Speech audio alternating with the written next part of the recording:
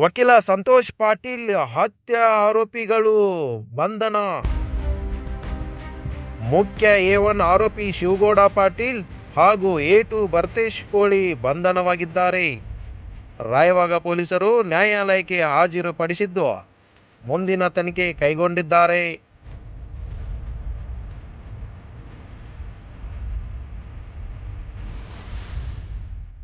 Bus ವಕೀಲ್ ಮೇಲೆ ಕೊಟ್ಟಿವ್ರಿ. ಏನವ್ರ ಹೆಸರು? ಎಲ್ಲ ಕನ್ಫರ್ಮ್ ಐತ್ರಿ. ಆದ್ರೆ ಹೆಂಗ ಏನ ಸ್ವಲ್ಪ ಇದು ಮಾಡಿ ನಮ್ಮ ಗಂಡನ ಜೀವಂತವಾಗಿ ತರಬೇಕ್ರಿ. ಮತ್ತು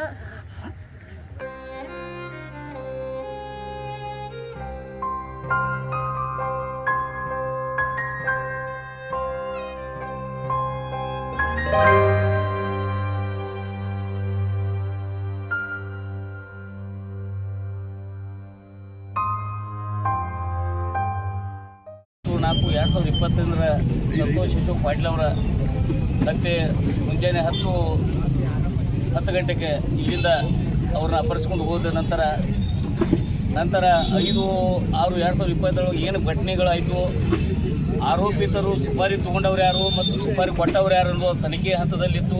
ಟೆಕ್ನಿಕಲ್ ಸಮಸ್ಯೆ ಅಂತ ಇನ್ಕತನ ಹೇಳ್ತಾ ಇದ್ರು. ಈಗ ಅದು ಒಂದು ಹಂತಕ್ಕೆ ರೂಪರೇಷಕ 5/6/2022 ಹಂತಕ್ಕೆ ಬಂತು.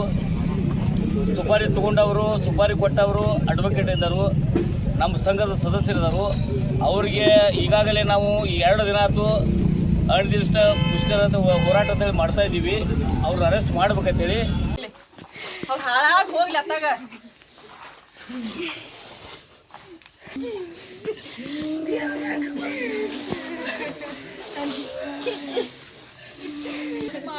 ನನ್ನ ಗಂಡಗ ಇದನ್ನಷ್ಟೇ ಕೇಳ್ಕೊತೀನಿ. ನಮ್ಮ ಮತ್ತೇನು ಇಲ್ರಿ. ನಮ್ಮ ಮಗ ಅವ್ರು ಬರ್ಬೇಕಾಗಿತ್ತು. ಮನೆಯಾಗಿ ಅಂದ ಮಾಡ್ತಾ 2 ವರ್ಷದ ಹುಡುಗೈತ್ರಿ. ನಮ್ಮ ಮನ್ಯಾಗ 2 ಗಂಡು ಮಕ್ಕಳಿಲ್ಲ. ನಮ್ಮ ಅಪ್ಪಗಳು ಬರ್ದಿದ್ರು. ಒಟ್ಟು ದೊಡ್ಡ ಕಣ್ಣು ಕರೋನಲ್ಲ ಸಾಕೋಲ್ಲ.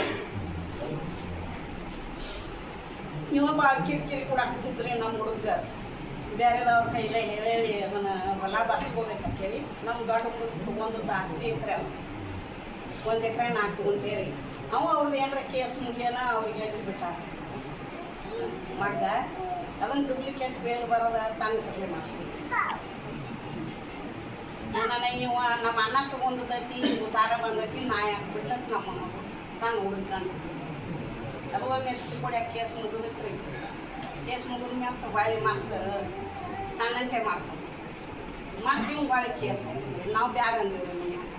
ಎಲ್ಲಿದೇನು ಬಿಡು, ಅವ್ರು ದೊಡ್ಡ ಮಗನ ಹೋಗ್ಯಾನು, ನಿನಗೆ ಅದಕ್ಕೆ ಬೇಕು, ನಮ್ಗೆ 20 ಎಕರೆ ಆಸ್ತಿ ಐತಿ, ಬ್ಯಾಡ ಅಂದಿದ್ವಿ.